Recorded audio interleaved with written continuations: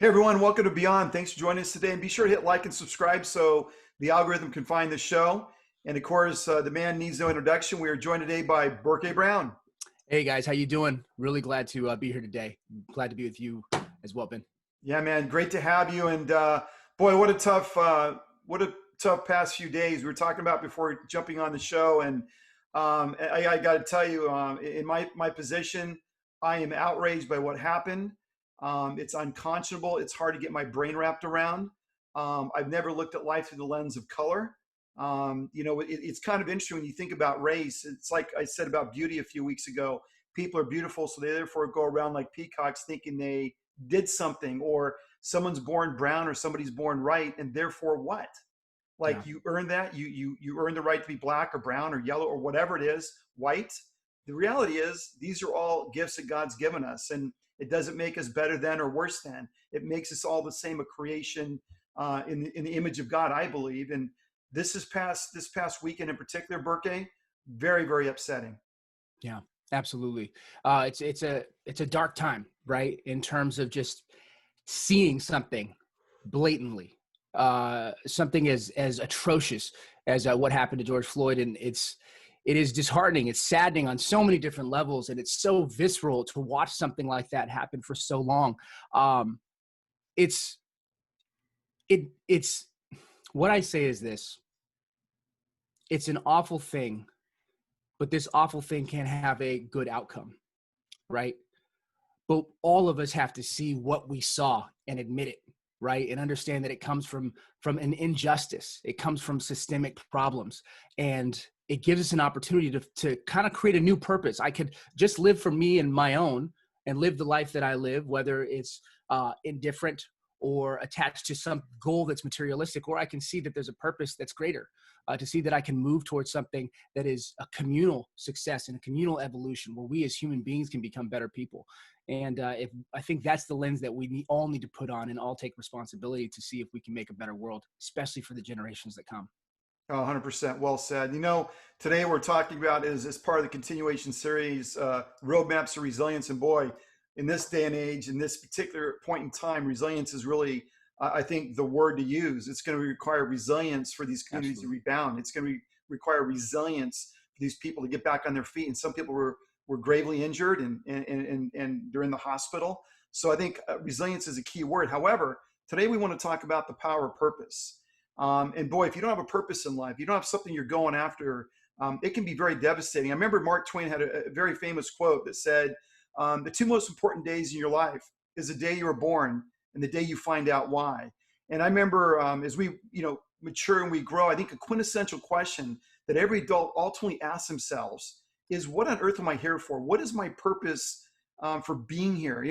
Some people go through an easier life, right? They have the money. They were born in the right family, perhaps, the right situation. And I think for the majority of the people on the planet, it's not so easy. It's not such an easy journey, right? And so Yeah. the idea of what is my purpose and why am I going through what I'm going through, I think is at the top of people's minds as they get older. And I recall a book called Purpose Driven Life that was released in 2002 by Rick Warren. And in it, it really talks about what is the purpose of life. And in Rick's view, it's certainly of and through God. But Yeah. it's so powerful and impactful as this book become. I think it's been translated in over 187 languages, sold 50 million copies. So it's really had an impact, and I think it's resonating again at the frequency where a lot of people are at. What am I here for? What is my purpose? And before I ask you the first question, I recall back to Rwanda, a small country in Africa. And in Rwanda in the 90s, they had a genocide. And Yeah. literally 100 million people, sorry, 1 million people died over 100 days. 1 million people were killed over 100 days. And we're talking at the hands of family, at the hands of aunts and uncles. And this was in the 90s. And I remember that Rick approached that country at some point with the purpose-driven life and actually worked with the president of that country. Mm-hmm. And slowly but surely, they started to see a change, a metamorphosis. And I remember the idea of the heart of the matter is the matter of the heart. You can't legislate morality. You can't legislate a new perspective. The government can't force what's Right. going on with race relations to change through a law. It starts at a heart level. Once you get to that level, where you can change things from a heart perspective, then you have the ability to change the world, I would argue. And so we can see stories of ex-famous athletes who rose to the pinnacle of their profession. You think of, very successful people that once they lose that purpose, that driving force of their Right. athletic ability, right? Sometimes they go to drugs, alcohol, your relationships, but sometimes there's abuse in those in that way. So, Berke, if you could help us understand, why is a sense of purpose so essential to our well-being? Yeah. It's so incredible. Purpose is such a played out term, right? It's something that we use to find your purpose. But the truth is that purpose is it's conviction to live for something. It's finding out what you're latching yourself to. It's what gives us the clarity of how we want to live in our life and how we want to show up. You can tie purpose to vision, and I'm sure that's something that we'll talk about as well. But ultimately what happens is if we don't know what we're about, then we'll become whatever society wants us to be about. We will fall into the alignment of what the world thinks. And if you aren't clear on who you are, you're absolutely lost. The reason that people have this goal of, let's say for athletes or Olympic athletes, they push so hard to get the gold medal. But once they achieve that goal, that's the end of who they are. And a lot of them go into depression because they've lost understanding of what they're going for. The goal is really to empower people to get clear on what they're about. I love this quote. I think it was Pablo Picasso. He said, the meaning of life is to find your gift, and the purpose of your life is to give it away. And I think what really makes purpose valuable is that it's outward focused. It's not just about getting something for yourself. Purpose is saying, how can I leave an impact, a fingerprint on the planet, leave a legacy? How can I do something that when I'm gone, people are better? I said before that the psychological drivers of human nature are three things. One is the ability to have autonomy, to have the freedom to move about. I mean, when you look at kind of what's going on in the world right now, there is a lack of freedom. African Americans are feeling that they cannot be able to move freely the way that other races are, right? And so that lack of autonomy builds frustration. So if you give autonomy, if there's freedom, if there's that feeling of equality, then all of a sudden there's that driver that's needed, that intrinsic motivator. The next is competence, to feel that you're capable of growing, that there's social mobility. We see how it ties to the same situation. If there is no seeming social mobility, then that frustration is there. And then finally, purpose, being tied to something that is bigger than yourself. When you have purpose, then you all of a sudden realize that my goal in my life is not just for myself, but for the world around me. It's the impact that I want to make on the world. And really, as we look at the situation that's going on right now, we have to make sure that everybody is getting clear on their purpose. Because once you have a purpose, all of a sudden alignment becomes impossible to deny. All of a sudden, people of similar purposes, despite color, creed, gender, all of a sudden, we're all focused on a singular thing. And that's why an idea is so important. And that's why purpose is so magical at pushing us beyond our own individual limits to something greater. Well, that's well said. And I'll tell you, in this day and age, we need to have from the highest levels of leadership in America a message around purpose. And if, like you said, if people get focused on purpose and they get aligned with it, then we have to make sure that we're into healing, we're into forgiveness, we're into things that will bring us together and unify us as a country as opposed to tear us apart. So messaging is really important, I think, in that regard. And so you mentioned something interesting that, when you have a really strong sense of purpose, it's really a force multiplier in your life, right? It can have a massively powerful effect in how we operate and the energy and the motivation we have to go do a thing. And I think when you wake up with a life of purpose, it becomes easier, less complicated, very congruent, very focused, right? It's like what you said a couple of weeks ago. It's like that guidance system, where it sort of focuses our energy like a laser. And I'm also reminded of Viktor Frankl, a guy that was in the Nazi concentration camps. In the book he wrote Man's Search for Meaning. He observed that in the concentration camps, inmates who were most likely to survive felt that they had a goal or purpose to fulfill and a vision for their future. I mean, think about this. These are people that saw death daily all around them, yet they worked through that process with that focus on the future, that sense of purpose, that sense of hope, knowing that most likely they wouldn't get out of that circumstance. So why does purpose have such a positive effect on people? Right. Really, in a lot of ways, there's a great quote. It says that pain pushes until the vision pulls. Pain, fear, these are experiences that motivate us to act. We act. When I feel fear, I act, right? When I feel pain, I act. And in a lot of ways, that is a very limited, short-term process to change. What happens right now is people are feeling pain, and they can for a second. If you're looking for people that are like white allies that are pushing, they feel the pain, but as the pain dissipates, it's easy to fall off. Or even African Americans, as they feel the pain, they're pushing, but when they feel there's no hope, it's easy to fall off. For any advocates whatsoever at any situation, when we have a desire to make a change, for example, New Year's comes and we're like, I'm going to change, I'm going to lose weight, I'm going to stop smoking, I'm going to build a better relationship with my wife. But when it gets difficult, when the pain kind of dissipates and comfort sets in, then we lose it. But if we can push through the pain, push through the fear, constantly seeking to find our purpose, then the vision pulls.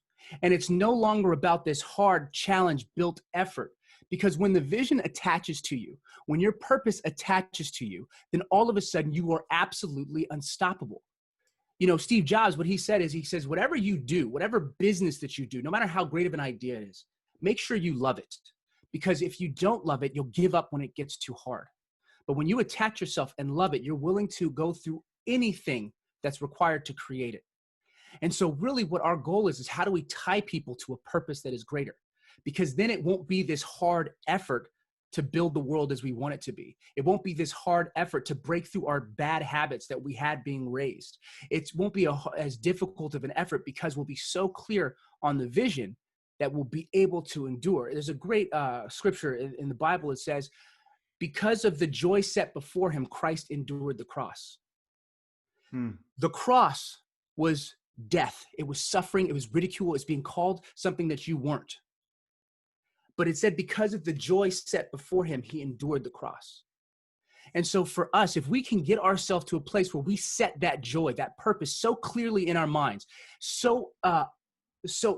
crystal laser focus clear, then you can push through the suffering. Then all of a sudden, all of the things that you are afraid of losing won't even matter. The people you thought were your friends, it'll be okay if they're against you because you're clear on what you're doing. The resilience, the obstacles that come, even your life being on the line, it doesn't matter because you're so clear on what it is, the joy set before you. And when I look at the world today, I'm saying, yeah, there's a lot of pain, but we have to set that joy further out because the pain can only push us so far, right? Now we're at a place where the joy is what needs to draw us, what we can see, that vision, and it's a unified vision, and that power, that's unstoppable. That's great. You know, and no other contrast was given this weekend than the launch of SpaceX rocket, right, with the 2 astronauts on board going to the International Space Station, juxtaposed against the riots that we're seeing across the country. And the idea of coming together to work together for a common cause.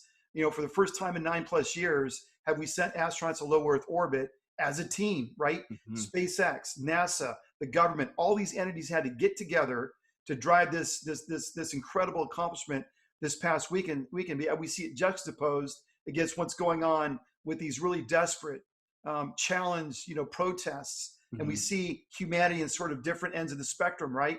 And we understand that if we pull together and we work together, amazing things can be accomplished that are stretch goals that really add value to our life, that give us a sense of being and why we're here. And it's funny you mentioned is I think the purpose is critical to our psychological health as it makes us less vulnerable to the discords in our mind, I call it. And this fundamental sense of unease leading to anxiety and depression is because we have that uneasiness in our mind of what is our purpose? What are we going after? And I think by focusing on the driving purpose, we spend less time immersed in the chatter of our minds, right? And the negative thoughts those things trigger. And so next question is, how does purpose shape our thoughts? Right.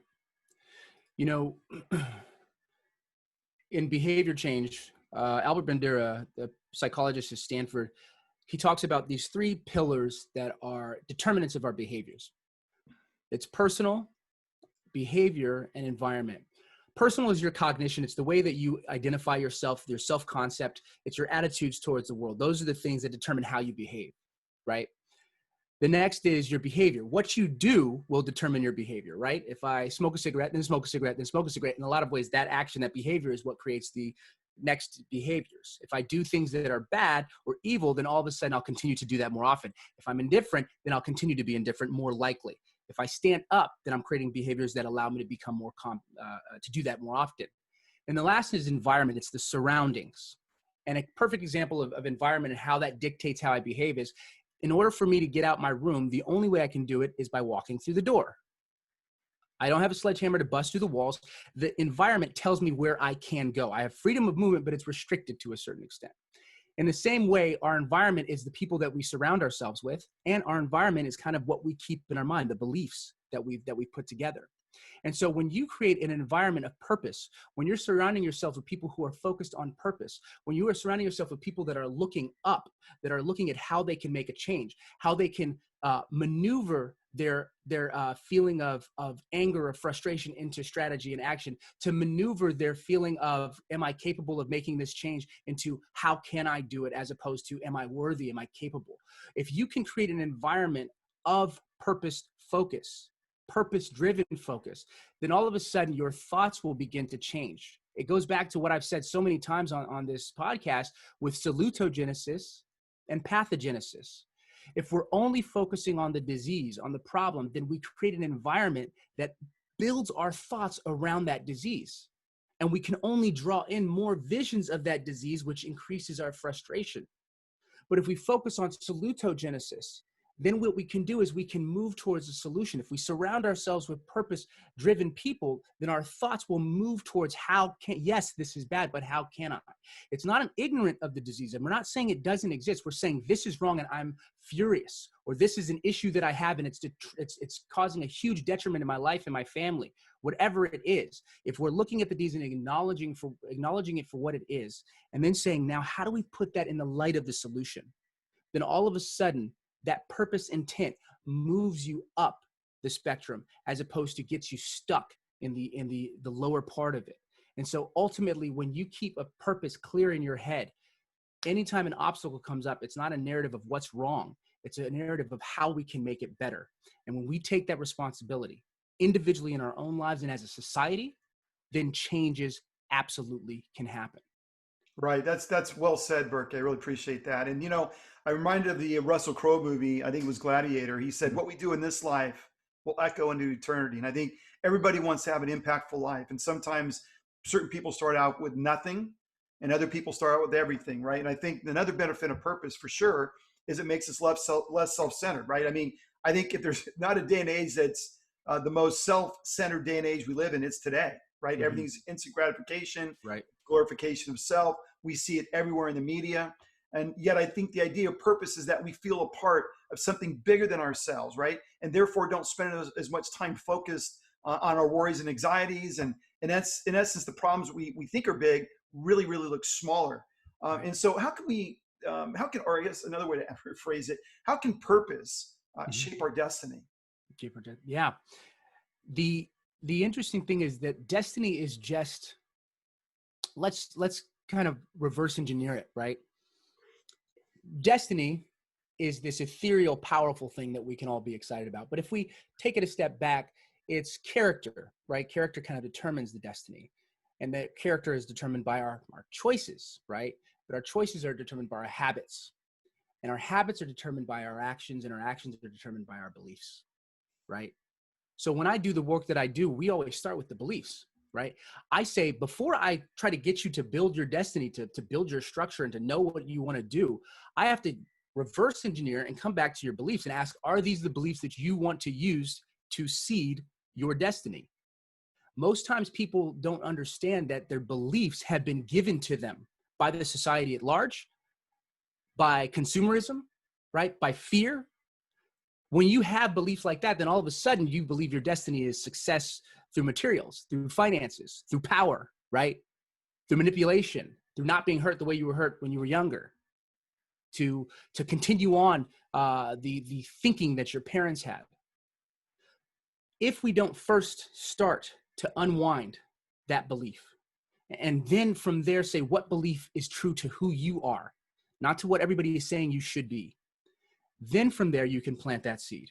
Then from that seed you can then move into actions, and from that action you can move into habits. From habits you make better choices, and from those places you move into a place of character, and then you seed your destiny.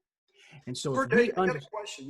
Go ahead. It's really important, is if we unravel our beliefs, how do we find out who we are? I mean, if our identity is wrapped into what we've been spoon-fed, And we know, again, we talked about this in another podcast, that maybe people will be surprised at the idea of the CIA being involved in Hollywood. And why is that? Because you want to control a narrative, a value system, an American society, how we interact with one another. All those messages are controlled. So how can somebody peel back the Right. belief system from who they are? And how do you discover a sense of who you are? Yeah. And that's such a genuine question too. I appreciate you asking it, man. You know, beliefs are very important, right? And we can tell they're important because of how many billions, if not trillions of dollars are put into creating beliefs for us as a society at large, just in general. Just like you said, consumerism. There is a belief of inadequacy for consume. If I believe that I must consume to be happy, then obviously there's somehow a belief that has been set in me that I am inadequate by myself, right? I must need material. You know, lifestyles of the rich and famous. Check out Cribs. Look at these people who are living this lifestyle. Instagram, which has democratized this lifestyle, so you think that you have to be even better than your friends, not just the famous people. So it's set this belief upon inadequacy. And inadequacy is perfect, because when you have inadequacy, then you have people who are constantly seeking. They must go outside of themselves to give themselves that feeling of adequacy. Another thing is fear. If I give you fear, what I'm doing is, just as I'm taking away your feeling of being adequate, with fear, I'm taking away your feeling of being safe by yourself, that you are self-sustaining. Well, then perfect. I can tell you who your enemy is. I can tell you what's good. I can tell you what's bad. All we have to do is just take something from you and then say, we have what it is. But the only way we can take it is if we allow them to take it. And how do we allow them to take it? Unconsciously, by believing.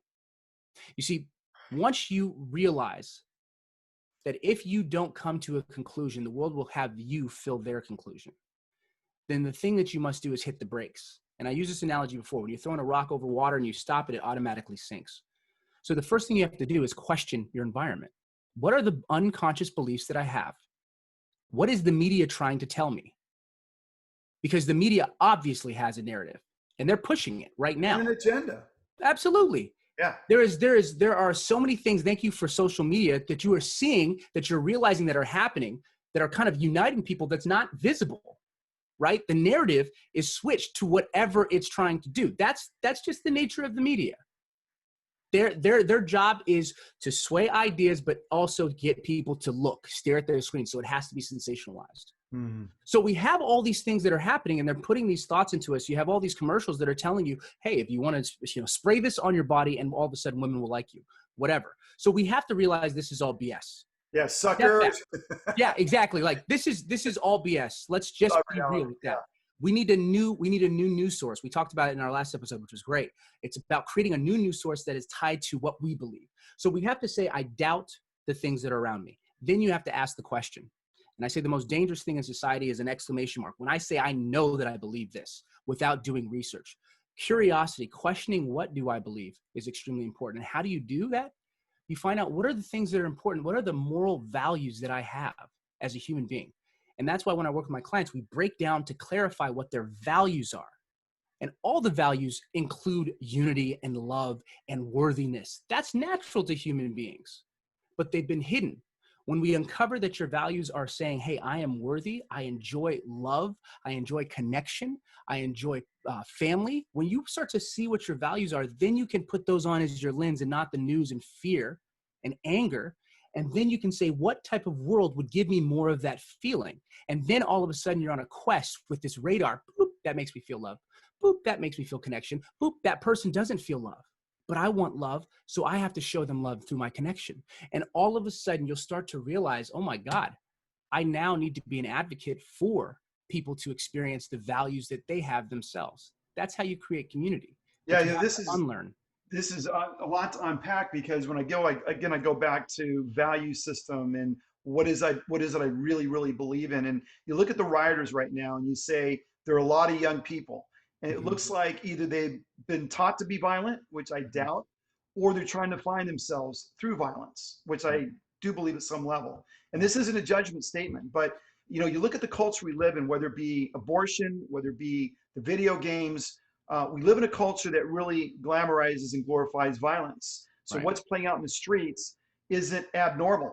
It's kind of normal from what I've, if you look at, people that are 20 somethings or 18-year-old, whatever age in that realm, Hmm. They've grown up in an environment, in a society that really praises violence, whether it be movies, games, or whatnot. And so what you're talking about to me is fundamental. What is it I believe in? Where do my beliefs come from? And who's feeding my current beliefs and Right. construct?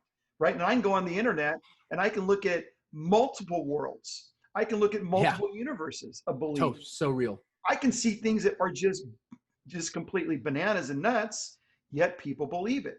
So this idea of having the wisdom to say this is good, this isn't good, behavior wise, if I'm going to protest and I go turn violent, Hmm. having that ability to distinguish that aspect Yeah. is kind of important, because this is sort of further gospel on the obvious. We can predict these very same people will be tracked down, just like the 92 riots in LA, and they will be prosecuted. Hmm. And then they'll end up in jail someday saying, shoulda, woulda, coulda, right? And Right. so to me, what you're saying is so fundamental to this whole discussion of what is it I believe in and what is shaping those beliefs. And to your point, how do I peel away some of those things that aren't helpful to me? And how do I add elements that are beneficial to my purpose? Absolutely. And it's so interesting because there's such a mix of people and experiences. When people are voiceless and their voice is not heard, then I get how we can move to this space. Like, I understand frustration. I understand anger. I get that, 100%. and I think that what's interesting is because even what I'm noticing and seeing, I'm seeing so many videos of people trying to make peace, trying to do peaceful protests. And there are anarchists, other people that are coming to just break. There's bricks that have been set, just laid there, almost setting Exactly. people up for this situation. So what happens is there's people that are feeling this anger and they're wanting to protest in peace. But then all of a sudden there are these things that are just boom, escalating it. And it's escalating on all sides. I'm not saying that it's only a group or I've seen the police, I've seen individuals who are protesting, and I've seen these anarchists that are coming. It's happening from all these different spaces. And it's this idea of discord. And we know this kind of mob mentality creates all of this stuff. I'm Mm. not excusing actions, but I'm understanding that what I'm seeing is that the values of a lot of people are mismatched and are off. Yes. If it's anarchy and you're trying to create chaos, that's wrong. If you're trying to loot, a looter is different from a protester. If a protester begins to loot, that is a looter, not a protester. And so what happens is all of a sudden these things are getting skewed. And then what happens is we can kind of lose the message. The truth is simple as this. All of us need to come to realize our moral values. All of us need to look at the world and see that something is wrong and that all of us are responsible and all of us need to move into a space. But the thing is we're so busy looking at the symptoms of values, whether values not being met or values being inflared, we're not coming down to the center. Where's our commonality? I saw one of the police chiefs who was saying, I'm here with you. He goes, I just want to listen. What do you want? And they said, walk with us, walk with us. And they walked together. Yeah, And that he was said, beautiful. it was beautiful. And of course Yeah. this stuff isn't popping up on the media and being shown. Right. But these are examples. That's the purpose. If we can surround ourselves with that type of stuff, it moves us to this space to where we can at least get the most important thing, which is communication, conversation. Yes. Just as there is a need for communication and conversation in this situation for people, no matter what their beliefs are, to be able to communicate respectfully, to have a conversation, to try to get to better. In the same way as this macrocosm, it moves into us with the microcosm, because there is conflict within ourselves of inadequacy and the desire to be adequate, right? With fear and the desire to feel love, and to communicate with ourselves and say, what do we really value? And when we know what we really value, then we'll say, I need to set aside fear and inadequacy, and I need to move through the lens of these values. And whatever sacrifices I need to make to be able to achieve a life that lives these values, that's my purpose. That's what I'm here to do. You know, that guy was really inspirational. He was out of Minneapolis, and he goes, "Look, let's have a." He circled the protesters, and he wanted to walk with them, and he wanted to parade, not a protest. And he just really magnifies what needs to happen in America. And really, it's about putting your arms around that person's shoulder and looking at the world the way they look at the world, and Mm. looking at it through their lens of experience, and trying to understand, right? Seeking to understand before being understood.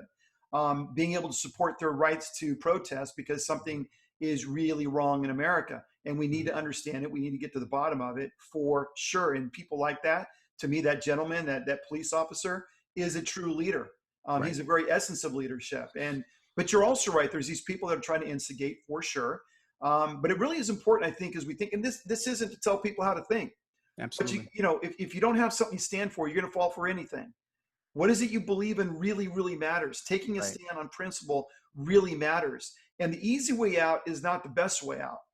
Everything takes work. And I see African American business owners that are in tears. They spent their life savings to build a business that got burnt down Right. within their communities. I know these people are deeply affected. And so the idea that, we can't see the humanity in people, and that values we sort of seem are, whatever. If it's easy, dirty, down and quick, those are my kind of values. In Right. reality, everything in life takes work, blood, sacrifice, tears. And the idea that you can just rob and steal and that's going to solve a problem. The greatest things in life I've found, the greatest endorphin producers, is you take on that hard thing and you accomplish it. You do that thing you never thought you could do, and you Mhm. accomplish it at some level. And it breaks my heart, quite frankly, to see what people are going through in this experience, and the idea that Wow. even if you Yeah. said, hey, have a value system, people would protest against that, Hmm. right? What are you, Yeah. a religious bigot? Who are you to tell me what to do? And that's not even the point. It's not to tell you what to do. You have Right. to look Right. at your life and say, how's it working for you? If your idea is we're going to go against all the constructs that's brought us to this advanced level of civilization, where we can send people to low Earth orbit or to the moon or to Mars, you have to ask yourself, pushing against all that, what's the point? Right? You Hmm. say, well, that's tradition. Well, the point of tradition is traditions work traditionally, Right. right? And I always say that it's like natural laws. People say there's no gravity. I'm going to go defy everything. That's in essence what they're saying. There's no gravity. And then you say to that person, well, go ahead and jump off that building. And I would say that unless you have a countervailing law, the law of aerodynamics, you're going to hit hard.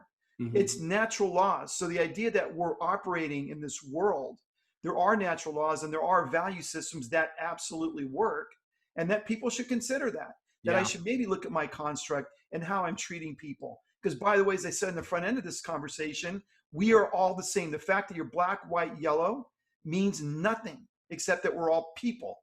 And that to look at a color of skin as if it's inferior, those people are morons. And I'll say it right now, they're not thinking through it all. You cut through that skin in surgery, we're all the same underneath.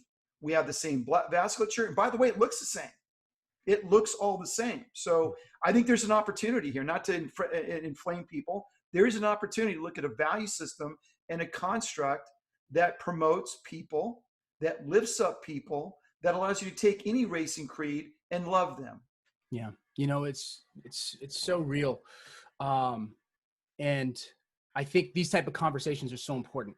They're so powerful because it really allows people to see how communication works. It allows people to see kind of underneath it all, because we're all just living from such a, just eye to brain or eye to rage or heart space. We're not processing information. And this what I love about our conversations is just we just dig a little bit deeper and we look into the psychology, we understand value systems and purpose and the importance of these soft, kind of driving forces, but also the hard mechanics of how we work. It's interesting because we talk about this before, is the limbic system, right? In the back of our brain, there's something called an amygdala. And in that is pretty much where our fear receptors are. It's fight or flight, right? When we're in our hindbrain, we're constantly looking at, should I fight or flight? And we're reactionary. We talked about this before. When you're reactionary, you are a slave to your impulse. You are not a free person. You are Right. in slavery. When you are just a reaction, a visceral reaction, then you have lost power. That's humanity in general. If that's the way you are, you're a slave. The work that I do is to move us to our frontal cortex, because that's where our rational mind is. That's where, even if we feel something, we pause and think. That's why meditation is so important. I pause, I think, I take it in. I've learned to process. And this is something that needs to be taught to all of us. That's why my business, I say our goal, our mission is to mass produce better human beings. Like, that's what we're here to do. This is on every level. We can spotlight the Black community right now. We can spotlight, this is all of us. For me, this is my grand vision. I want all of us to be able to pause and think and to be able to process, to not just live from our emotions, not just live from our emotions. When I work, every single client that I'm working with, I'm trying to empower them to see their purpose. I'm trying to empower them to not be so emotionally reactive to their negative thoughts, thinking that they're not worthy. I'm so quick to help them not be so quick to blame or victimize or say that this is the problem or that's the problem or it's not my problem. When you can get people to move to their brain, their frontal cortex, to rationalize, then they can spend the time to say, what's in my heart?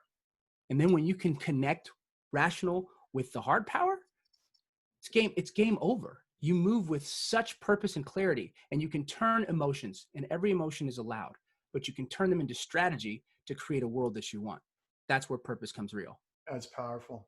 You know, that's well said, Berke. And I think another real benefit of purpose, if we can discover our purpose in life, is Yeah. really developing that flow state. And we talked about that before, which really is an optimal state of consciousness where we feel our best, perform at our best, right? Right. According, I'm going to kill this guy's name, but according to Csikszentmihalyi, Yeah, it's a tough one. it's tough, you know what I'm talking. Yeah, you know what Yeah, I'm I talking do. about. But he said, being completely involved in an activity for its own sake, the ego falls away, time flies, every action, movement, and thought follows inevitably from the previous one, like playing jazz, right? And so your whole being is involved, and you're using your skills the utmost. That's flow state. So, what are Yeah. the steps as people think about their purpose and how they can get to Right. that level where they're becoming less egotistical? They're feeling more of a sense of connection to their purpose. What are some steps that we can take to develop that state of flow? Yeah. The first thing I think is getting clear on what you care about. We said find out your values. When I work with my clients, I have a list of about 50 values that they choose between. I say choose 10. They choose 10, and I leave a couple spaces for other, because sometimes they're like, hey, I want this to be my value.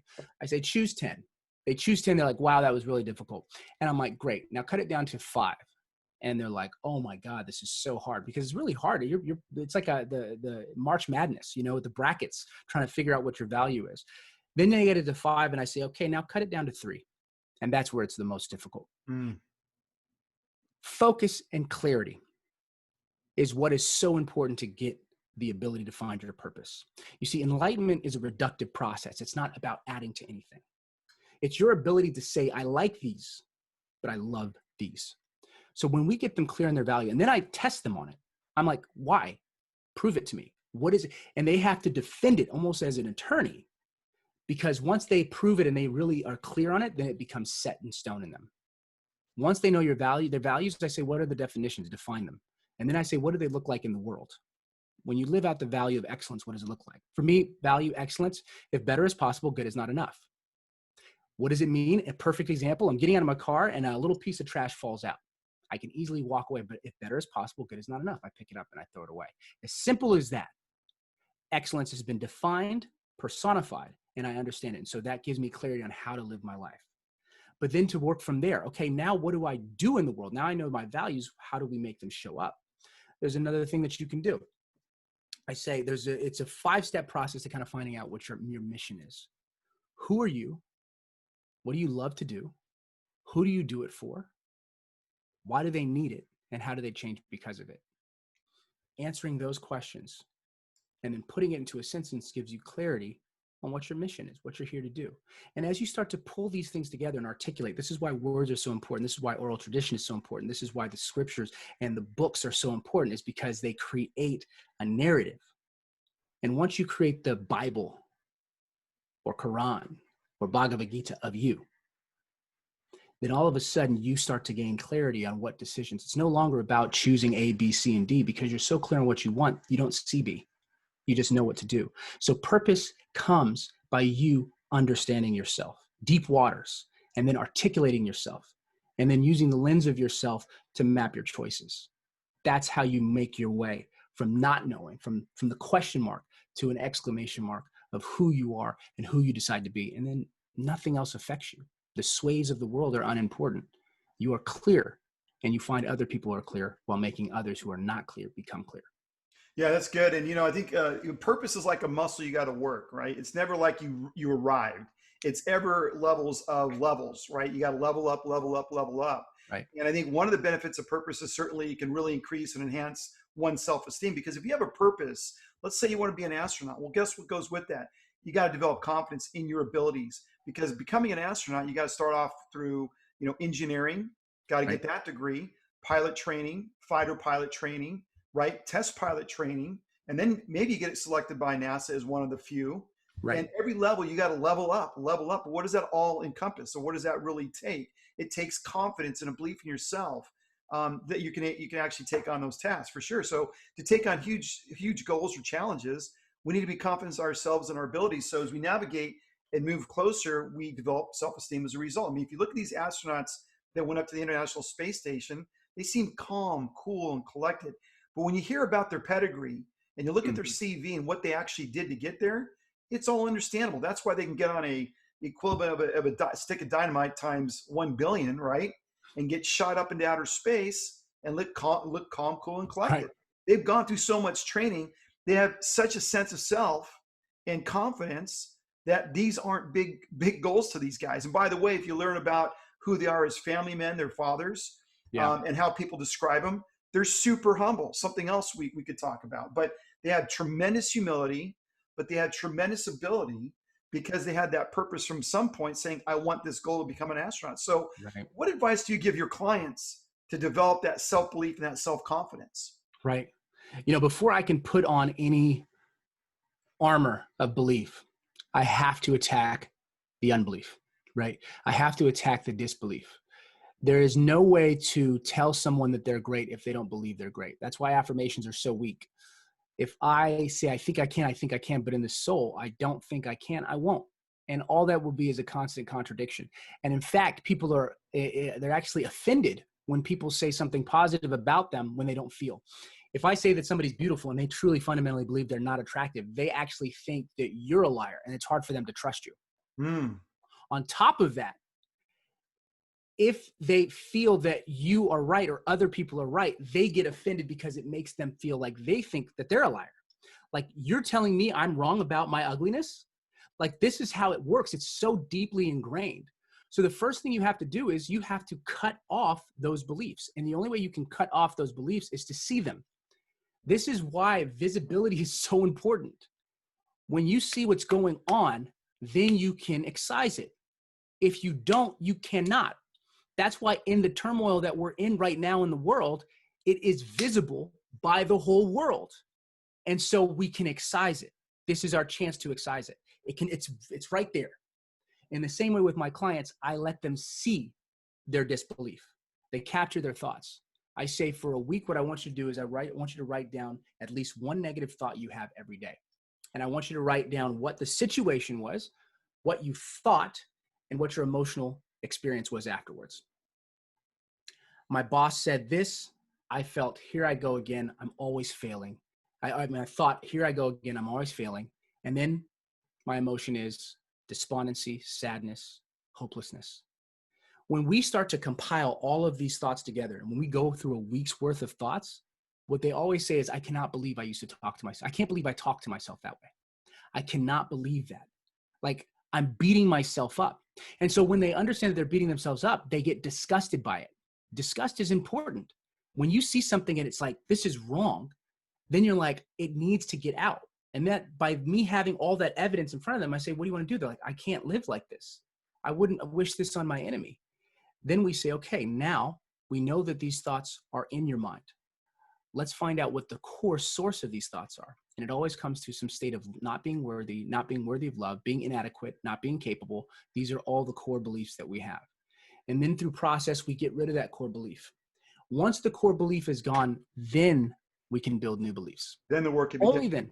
Yeah, I think what's cool about what you're doing is what you're saying is you need accountability partners. You need someone like a Berke or Right. side to say, hey, let me illuminate as a third party, sort of not disinterested, but objective observer, Right. what we're seeing here so you can do the work. And the other thing that sort of brought to my mind is, boy, how important is it to pick the right friends, the right herd to move with? Because you can have friends that accentuate the negatives we feel about ourselves, or you can have herd members that accentuate the true versions of ourselves, the positive parts of ourselves. Because with the wrong people, you take one step forward and 10 steps back. And so Yep. a couple things, I think it's important to have an accountability partner or someone you can talk to say, hey, wait a minute, you're slipping back, or you have that same tent. Maybe it's a victim mindset, right? Yeah.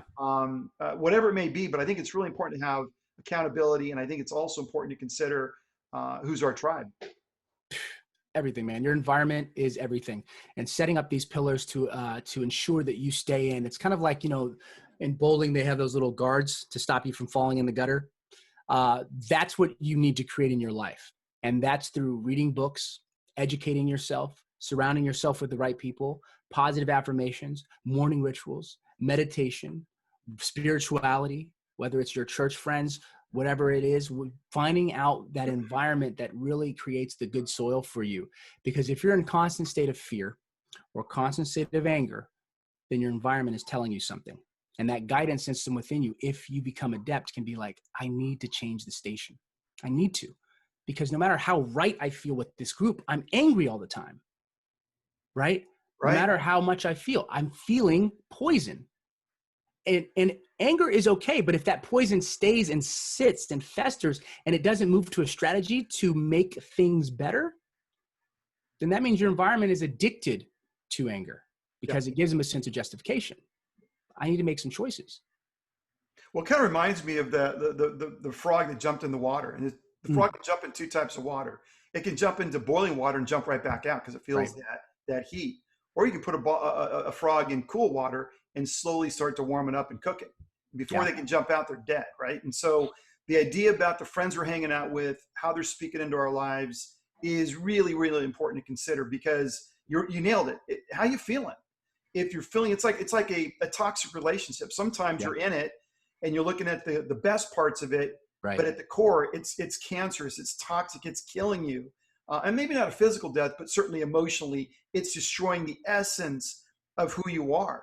Right. And the essence of who you are is that life force, your ability to have energy to go take on those big, gnarly, hairy challenges. You get around people that are emotionally abusive, you can break someone down and beat them down to their nothing. And you've seen very powerful people get into really bad situations and they're a third or half of the person they once were. So I would argue that one has to be really, really thoughtful about who they're bringing in. Just think about if you're looking at the highest levels of the federal government, the highest levels of SpaceX or any organization, who do they recruit into those organizations? What do those track records look like? And why is that? They want the best of the best of the best. We know in organizations, you're the expert, that if you have one bad apple, one negative perspective, walk into a room of 10 people, it can affect everybody in that room that was once positive, and then now they're really negative, and it's the end of the world, and it's woe is me, and life isn't fair. So man, we got to be really, really careful if we want to have a life of purpose and have that promise in our purpose to really consider that. So real. The soil that you plant yourself. I think there was the parable of the seed that's dropped in the thorns, it's dropped on the rock, that's dropped on the cement. They say the one that's dropped in the thorns, it grows quick, but it gets strangled out by the worries of the world. If you have friends that are there to strangle you out, then that's not the ones. When it drops onto the rock, it grows real quick because it doesn't need to get roots, and it shoots up but burns in the sun. Why? Because we found our friends that make us feel good, but they're not creating any substance. They're not challenging us. So we enjoy them and love them quickly, but then there's the one that drops onto the cement and the birds come and grab it. Because we have no root and we have nowhere to be, all of a sudden anybody else's impulse or influence comes and takes us up. And then there's the good soil. And the good soil is when you're surrounding yourself with that which is good, that which is noble, that which is powerful, that which uplifts, that which focuses, that which stands out for the broken, you know what I mean? All of a sudden you start to realize that your life is more than just your own individual process, but it's this process of finding an environment that fosters greatness and then also being an environment that fosters greatness. Right. Boy, that's that's really important for sure. So I think another benefit is I think about not only increasing self-esteem with a purposeful mission in your life, but also purpose can really drive a sense of hope. Purpose really can define one's hope in life. And when you think about hope, especially in today's age and what's going on in America, I think that's what people are looking for. Hope for better tomorrow, hope for better outcome. Hope as an African-American, when I go walk out there, I'm not going to be killed random willy-nilly. So I think it's really important. And I know that research has shown a direct correlation to hope and well-being. We look at cancer patients, right? If they have the right mindset of hope that, yes, I got diagnosed with cancer, but I have hope and a belief, maybe in my creator, in God, in something beyond myself, right? They have a much better chance of coping with it and recovering from that cancer. So talk to us a little bit, how does working towards a goal increase the level of hope when the goal is so challenging, like cancer? Right. Hope is It's a tough thing to foster when you're in a place of hopelessness. And that's something that, is important to take in. A lot of times we tell people to hope and they're just, I'm in such a dark place, I can't hope.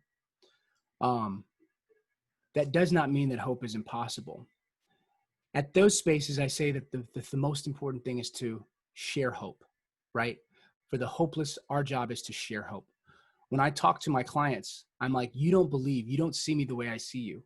What I see in you is incredible. I have an ability to see the power in people immediately. I just see it. And they see that I see it, and they believe that I see it, but they don't see it. So I just say, share my faith. Share my hope for a little bit. For right now, just ride on my hope. But as time goes by, you're going to have your own. And when you have your own, you're unstoppable. When I said before, I said that the person that becomes the great person, when I reach all my goals, I pay homage to my past self, because it's my past self who worked through fear, pain, and toil to be able to get me here. When my clients start to gain belief and hope, when it fosters, and it only fosters by acting, by consistently making effort to change, then the hope grows. And once it grows, they're at a whole new space. The best way to foster hope is to surround yourself with people that hope for you. And then from there, to build daily on building yourself and celebrating every single victory, no matter how small. Because if you're only looking at the big victories, when you make a little victory, you won't be able to gain strength from it. But if you are able to focus on the little victories and see them as big, it builds your faith. It builds your faith, which builds your hope. All of a sudden, you feel that you're capable. In research terms, it's called self-efficacy. It's your ability or belief to trust your ability to complete a task. When you believe that you can do it, your self-efficacy is at a high level. And people with high self-efficacy are more likely to be successful. Simple as that. And so even in my research, it was about understanding the dynamic variables of intrinsic and extrinsic motivation to increase self-efficacy, which is ultimately confidence, belief, faith, hope, self-love. These soft things I've turned into hard things scientifically, because I've always believed that these are the things that empower people to evolve. Now I can just say it with science. Hope is powerful if it's fostered and cultivated. And that's required, that's only possible through action and surrounding yourself with people that have hope for you. Yeah, it's funny. I was watching one of the guys interact, an African American gentleman, and this guy was eloquent. He was smart. He was educated, and he was confronting, and he was between the police and the protesters. And the words he spoke were so galvanizing and powerful and impactful. And being able to speak to both sides, explaining to the protesters that these police are doing their job. They put on the uniforms, and just going through a process of helping people understand both sides of the issue, right? Right. And it was amazing the effect this guy had on everybody. Everybody stopped and listened for, I think he probably spoke for 5 minutes. It was profound, and it got me to stop and listen. He was so impactful, so evolved, right? And I think that's the other thing with purpose, is it's really evolutionary. It's an evolving statement. I think the greatest compliment someone could ever give me when I'm 70 is they look at me, they say, you know what? Ben's really evolved. Because ultimately, think about life. If we're stuck in our 18-year-old selves or our 15-year-old selves, we're stuck in the high school version of ourselves, right? Yeah. And we're still living through our glorious days back then. Life's all about evolution and development and growth, mentally, physically, and spiritually. And so the idea that purpose is the fuel that continues that growth trajectory in our lives is really what brings a lot of, in my mind, happiness and joy to the equation. But I think sometimes purpose can be confused with passion. Right. And I read where passion is about finding yourself, where purpose is about losing yourself. We've talked about this, find something bigger than yourself. And it would seem to me that fulfillment can come from doing what you enjoy, but also serving a bigger mission. So talk to us about how you guide your clients in striking a balance between passion and purpose. Absolutely. I want to touch real quick on the story you were talking about the African-American that was speaking to both sides real quick. His privilege of education, right, is so powerful because it was able to communicate, right? It was able to communicate between both sides. And I find, the thing that's so difficult is when I think about those that have not been given the opportunity or access to education, they haven't been given the opportunity to do work where it helps them get from this limbic space to be able to get to the space where they're able to express themselves in a way that people are willing to listen, right? And one of the challenges that I have is it's incumbent upon us to learn the language, right? It's incumbent upon us to translate and speak and say, I see pain. How can I learn to speak this language? Because it's so hard to be voiceless and not be able to get across the same point. And I have to take in my privilege for my ability to be educated the way that I have and speak the way that I have. And my gift, I have to honor that. I have to see it. I have to look at it. And I have to say that because of that, my job is to be a voice of the voiceless and to also create programs that help people learn to manage their emotions because they've been left on the outside. They haven't had the opportunity to be able to know how to mitigate and experience that. And so in their own way, they speak, and in their own way, they're not hurt or stomped on.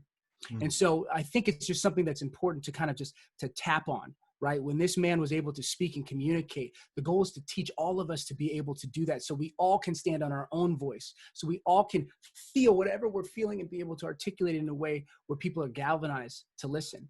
That evolutionary state is for all of us. And for me, as I evolve, it's incumbent upon me to be able to speak to the voice of the voiceless. And that's all voiceless. That's around the world.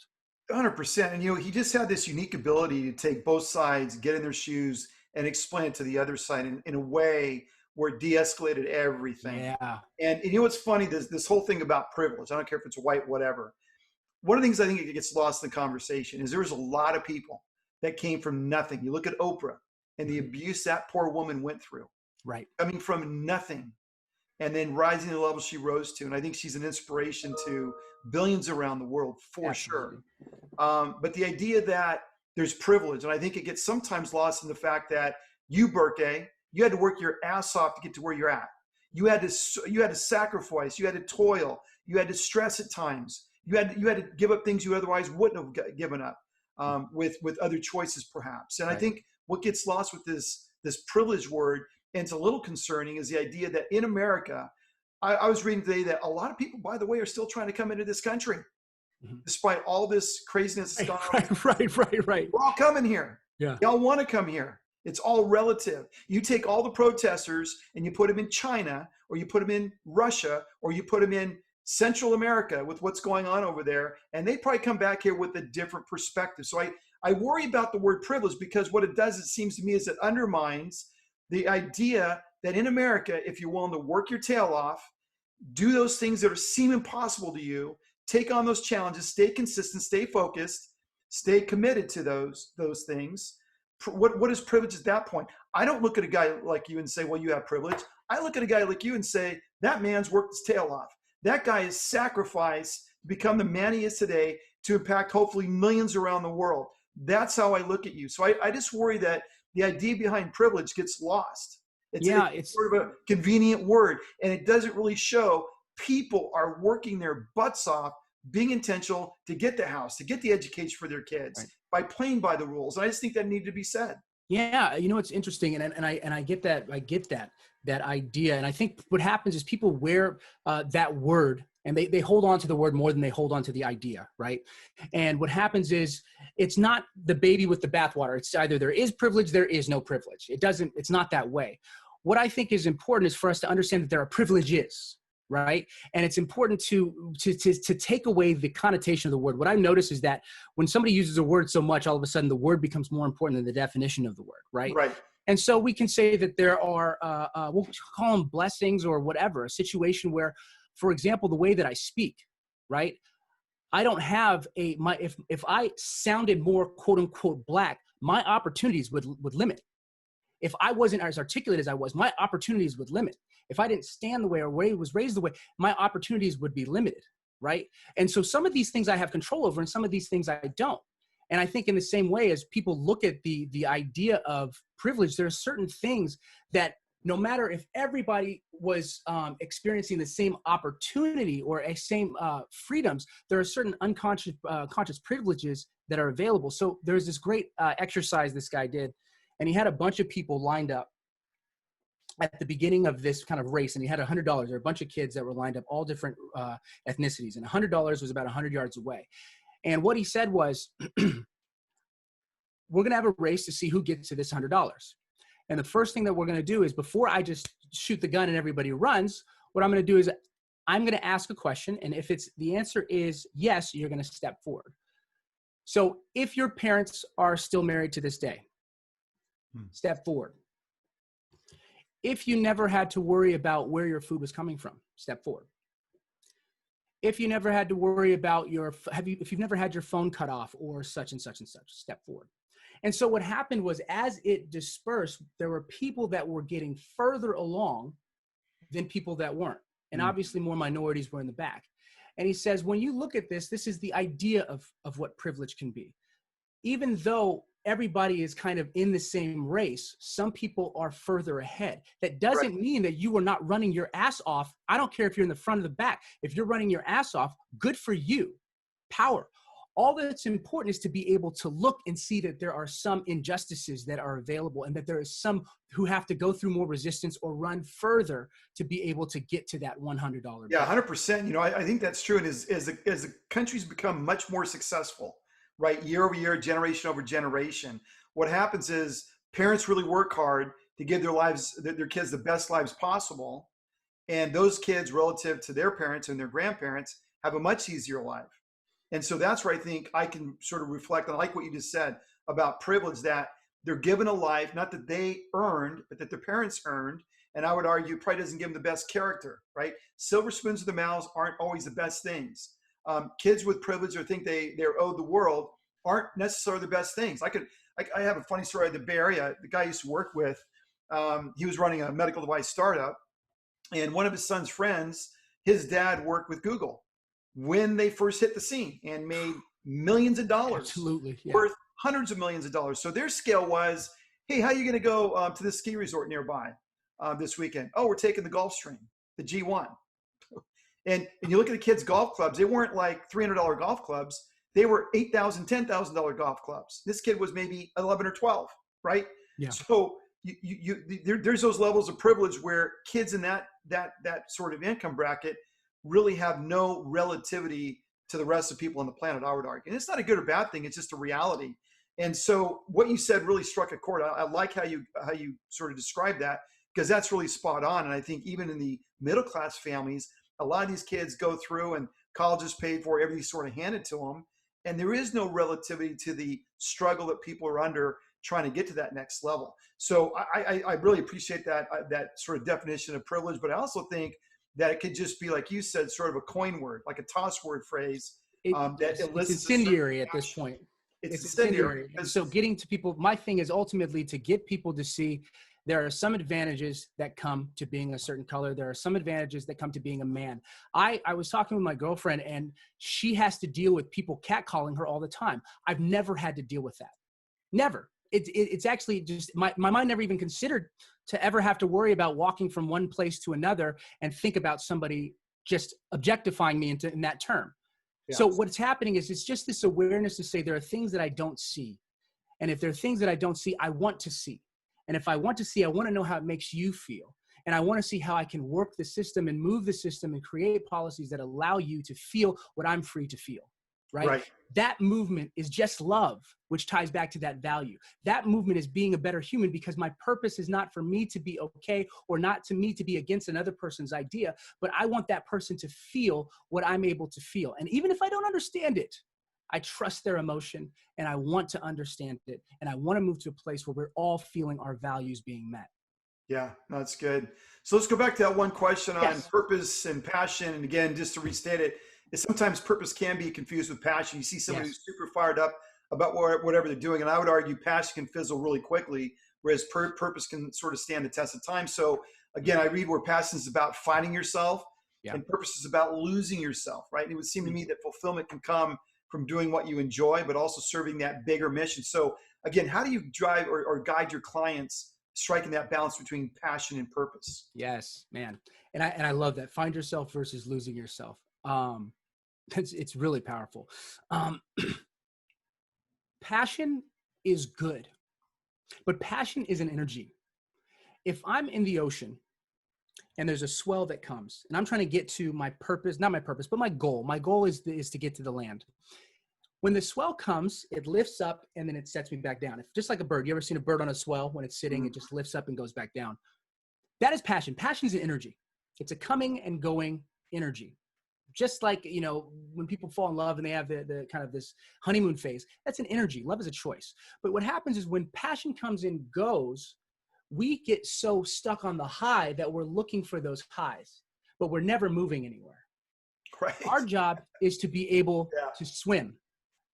That's hard work. That's work ethic. When I push and I swim and I do the work, the hard work, I'm using my respiratory system, my body is working, my blood is working, everything is moving. As I swim, I catch passion and then I ride it. And it's a really fun wave. I enjoy that process. But when the wave crashes, I'm back to swimming. I'm not in love with the high of passion. I'm in love with my goal, which is land. And so my job is to continue to swim. That is my purpose, is to swim to land, right? And therefore not wait for emotional highs, because emotions are very tricky. They're guidance systems. They are not what we are seeking. If I'm seeking an emotion, then I am a slave to a chemical from my hypothalamus, this amino acid of this joy that not joy, but happiness that I'm feeling. It comes and goes. But peace, joy, purpose, these are things that are not truly. Peace is not an emotion. It's contentment in all situations. Joy is not an emotion. It's seeing the large picture of life no matter what's going on and finding joy despite all situations. Happiness is an emotion. It's followed by with the sadness. So when we're at a place where we're understanding that purpose is about getting to that space of joy, it's getting to that space of empowering others, it's about doing something that's not just about me feeling happy, then all of a sudden I'm in a place where my work ethic and my passion, and also the resilience where I'm not feeling passion and I have to work, they're all involved in the purpose. And I'm not a slave to the emotion or the high of the emotion. When I find what I'm about, I immediately must start to put it out into the world. That giving of self, that tie to something that's bigger than us, is what gives us purpose. Passion is fleeting. It's just that swell. It's an energy. Our job is to get clear on what we're trying to do and be able to connect to that and make sure that we can create the legacy that we desire. Yeah, that's it's interesting because we're talking about purpose, and it's not simple. Purpose is a really complex idea and notion because you can have purpose at different stages in your life. My purpose is to maybe get a undergraduate degree from a college. Check that box. Now my purpose is to get a job at the company of my dreams. Maybe not check that box, but let's say you get a job. And every level of life is the next purpose. So it's not like you hit your purpose and you stop. Is the purpose just changes, and the desires and the motivations seem to really change. So as I transition, I think this next one's really, really important. Let's talk about companies. There's a misconception that companies either be purpose-driven or profit-driven, right? Yeah. And we're seeing choices made today, and certainly with coronavirus and the impact economically, they're making very discrete choices as to who they keep and who they don't keep in some instances. So can purpose fuel profits in companies? Absolutely. More so than profits. Profits can fuel companies, but it's so limited. If you're focused on profits, you're not focusing on people. And when the choice comes to people and profits, and your profits is focused, then the people lose, right? And the people can be your employees and it can be your customers. And that always turns out bad.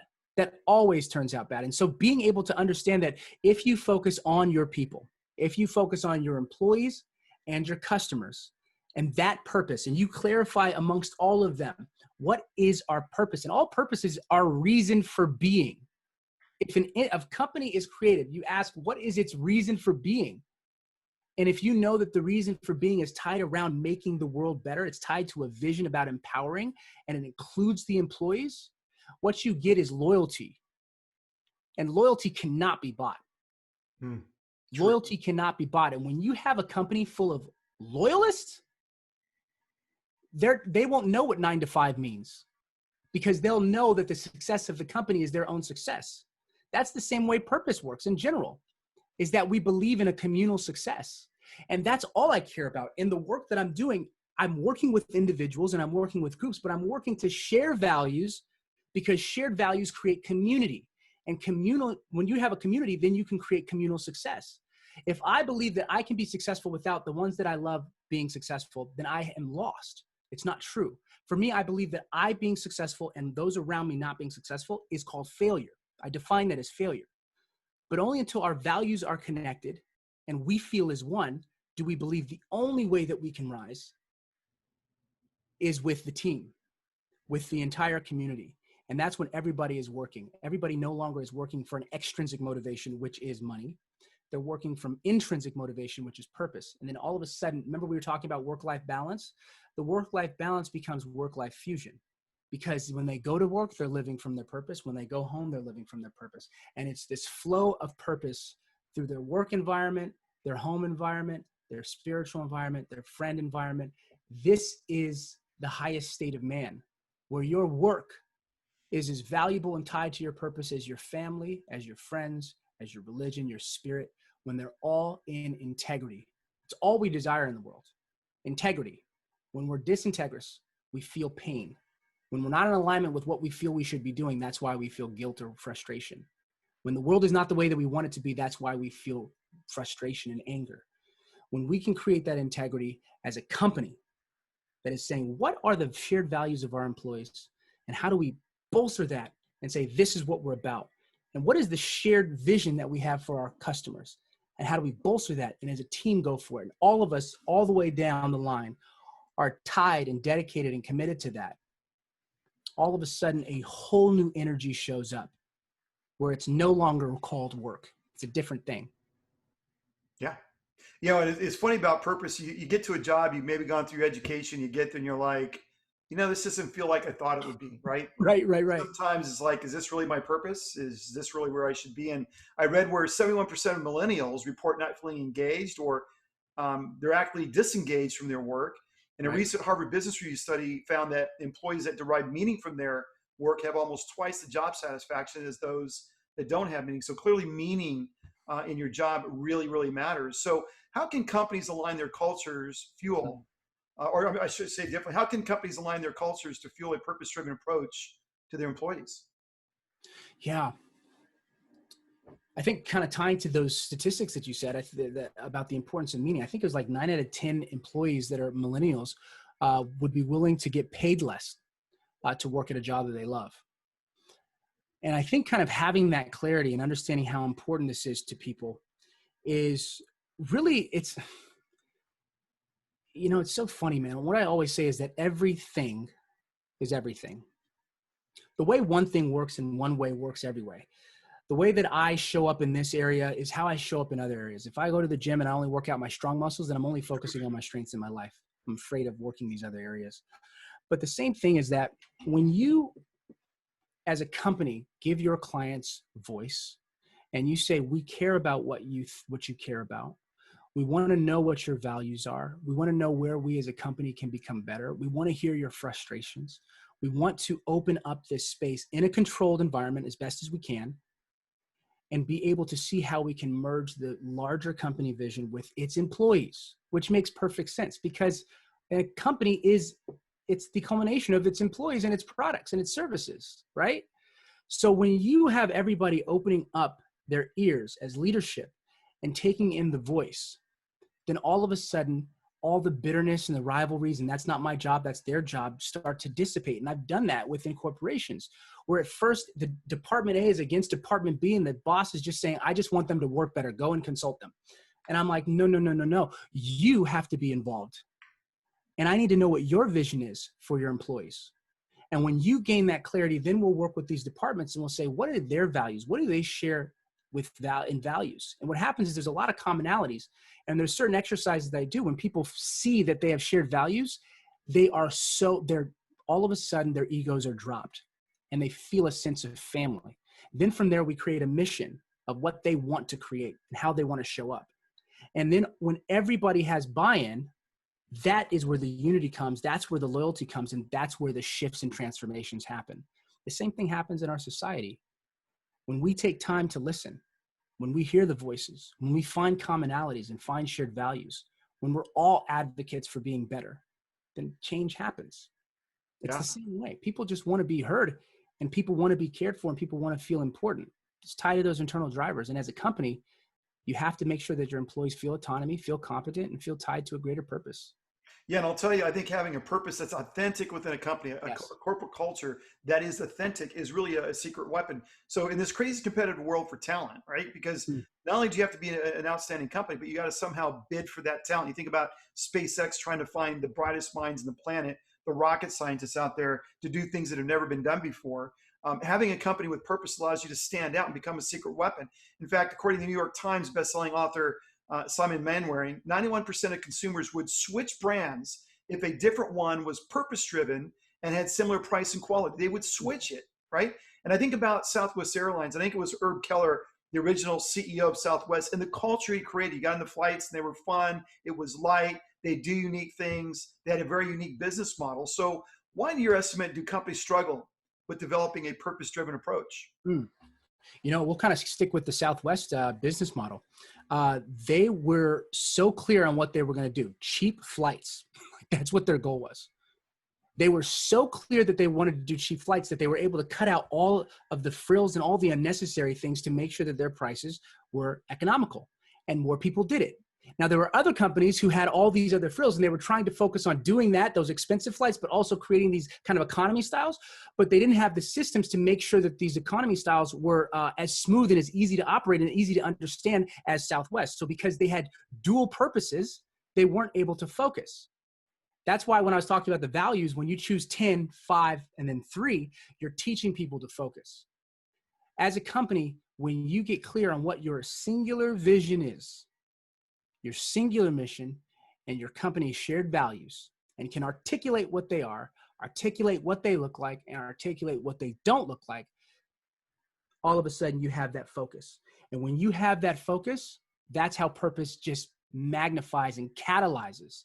And so really what it's about, like I said, it's a reductive process, and it's understanding that companies need to get clear on what is the one thing.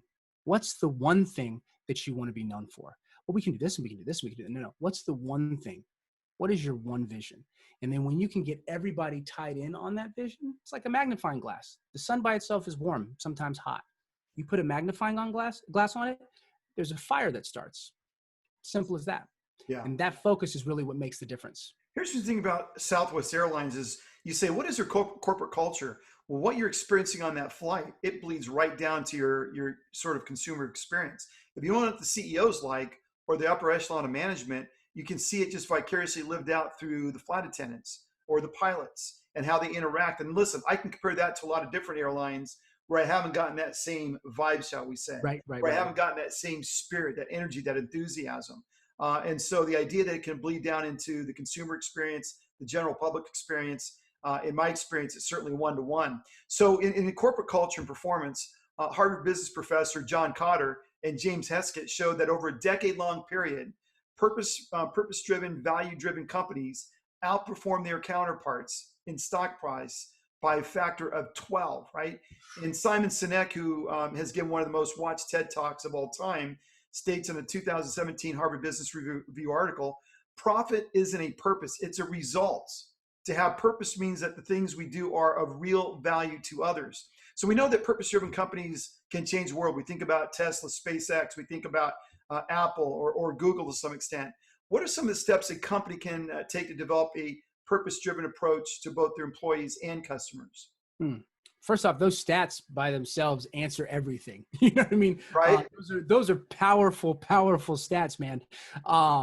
And it just drives home, things that I've known, but research was able to help solidify and validate, right?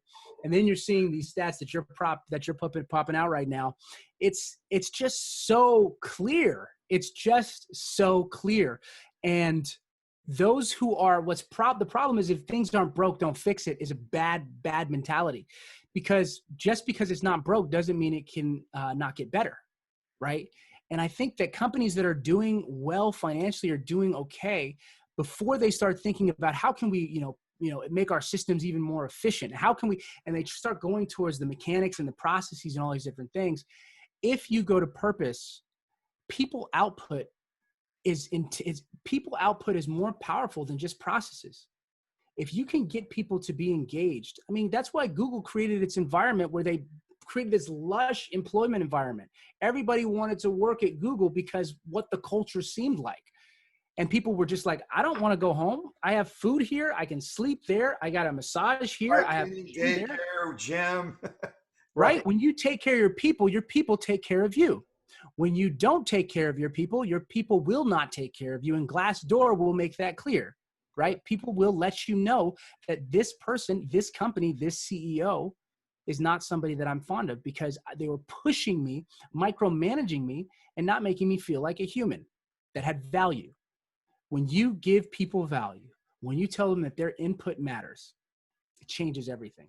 If you find a person that you think is kind of insecure and they look up to you and you ask them for advice, what do you think that would do to their system?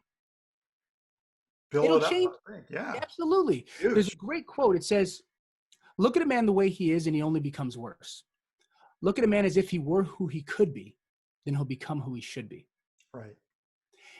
This, in every situation in our world today, and even in corporations, is if we look at our employees as if they were who they could be instead of complaining about where they are. Because if we're complaining that they're not productive, they're complaining that you're not engaged. Mm-hmm. If we see them for what they could be and just understand they just don't see it yet, then they will change. And I am proof of this because when I look at my clients, what they constantly are saying is, you believed in me when I couldn't. And it's not cheese. This is 100. I absolutely believe in them. I believe in them. If I didn't, how could I do my work? I'd be dishonest. Well, it's 100% real. I mean, it's not fluff. It's real. And, it's funny in looking at purpose-driven cultures, again, I'm going to go back to SpaceX. Yeah. And we compare that to Boeing, right? And Boeing's had a lot of problems with the 737 MAX. A couple airlines crashed. They tried to get to low Earth orbit with their rocket. Didn't happen. And you look at the contrast of the cultures that Elon Musk has said. By the way, I've heard Elon Musk, not only is he brilliant, but he's very challenging to work for because his standards aren't here, they're way up, right? So he expects a lot, but the culture he's fostered there of innovation, of doing it differently. You look at the spacesuits they wore over the weekend. It looks out of a Mad Max movie, right? It's really realistic, very cool. But the way they look at the world and the way they approached it, as compared to Boeing, where you have management still in place, certainly a much bigger organization, corporation than SpaceX, but the results couldn't be starkly different. And Boeing's probably trying to catch up saying, how did SpaceX do that? And SpaceX thinks outside the box, but it's really a purpose-driven approach. What's the purpose? To go to Mars. That's galvanized a lot of people. How to get people to Mars? You got to get their senses involved and their imagination involved. Yes, yes. If you look at all the camera shots over the weekend of launching and looking at the astronauts, looking at the display panel, I assure you there's a lot of kids that saw that were fundamentally touched. So the power of purpose and the power of projecting it for the common good in an organizational sense and how it sets you up for competition couldn't have been more on display between Boeing and SpaceX and the outcome, which is SpaceX, a private company, the first one ever to launch a space or rocket into space with crew aboard, beat him to the punch. I love it. I love the narrative of what you're saying is so, it's so perfect, man. And I love that you're bringing it up. And I agree. I was like snapping while you're talking because it's just real. The stark difference between this bureaucracy that's made a lot of money and this passionate kid who always wanted to get people to Mars. Night and day. And I want to take a second too, when I'm talking about culture, people think that culture is like, oh, I've listened to the voices and I'm here with the people and I'm with you. No, it's also this deep dedication to excellence. You can tell their value is excellence at SpaceX. And you can also tell it's design too. They're trying to put out a narrative that's very healthy for their brand image. But when you see him as a hard boss, he is definitely a hard boss. I remember there's a story where one of my friends who was working at Tesla, he said there was an engineer who was in the elevator with him. And Elon Musk said, okay, I want to have this done by such and such date. And then the engineer said, that's impossible. And he goes, thanks for letting me know, you're fired. Pack up your stuff and leave. You don't say the word impossible. Impossible doesn't exist. That's a culture. That's a powerful culture. And it may seem harsh, but no, because he knows what mindset he's looking for. He's putting the right butts in the right seats. If you want to build a solid culture, you have to put the right butts in the right seats. It's not just about hiring people and then listening to what they're about. It's you need to make sure that you're filtering people that are truly about what you're about and are willing to burn to make it happen. And that's what they did at SpaceX. That's what they did. And they managed to do it in such an incredible way that is so starkly different from Boeing. I mean, it's just night and day. And so you can start to see, wow, this is what purpose and a driven motivation to achieve a very clear Mars. An amazing vision, right? An amazing vision. And the idea of the technology they're creating with rockets that land themselves vertically. I mean, they're coming from orbit down onto a little small boat, and they're landing these things with precision. Nobody thought that was possible. And now he's got Starship in Boca Chica, Texas, right? Yeah. This monstrous thing, and they're iterating. Yeah, I think they're on SN 7 or 8 now. I mean, they're iterating like no tomorrow, and that's a design philosophy, right? Most people like Blue Origin are all doing it undercover in their big hangars. He's out there for the world to see. In fact, all those patents, take them, go for it, right? It's a different mindset of how to run a business. Absolutely. It's remarkable, but this guy, you actually start to believe that he'll get to Mars. I don't think anybody's saying he won't get there. I think the technology's there. And luckily, given his gift and his intelligence, and probably he's an alien, who knows? Right. But he's got the ability with the team there to figure out how to solve the problems. And the guy that said it's impossible, that's nuts, right? Because it's just thinking up the right solution, understanding what the problem is, because there is a solution. Someone's going to find it out. And like you said, it's funny about people get, they sit on their blessed assurances, corporations, and the technology really hasn't changed that much. And maybe they'll buy startups to provide inch-ups to their offering and their portfolio to customers. But usually big companies aren't best at R&D research and creating brand new things. It's usually startups. So if you think you're comfortable, just wait for a startup to come along and take you out. And that's really SpaceX to Boeing. Yep. Absolutely. It's they gave Steve Jobs, they talked about the reality distortion field. Yeah. When you believe in a thing so much, you can distort reality. You can make others believe what they couldn't have believed. It requires a massive amount of purpose to do that.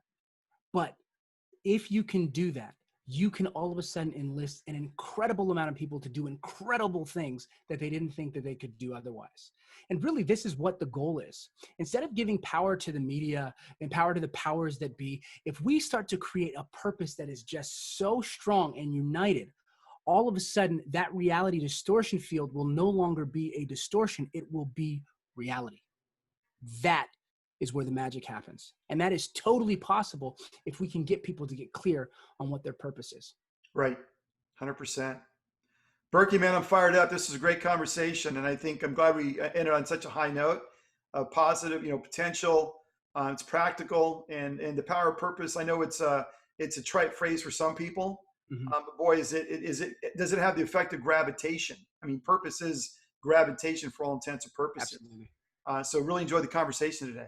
Same, Ben. This was great. This was so meaty and substantive, man. I really appreciate all these conversations. All right, man. Till next time. Sounds good.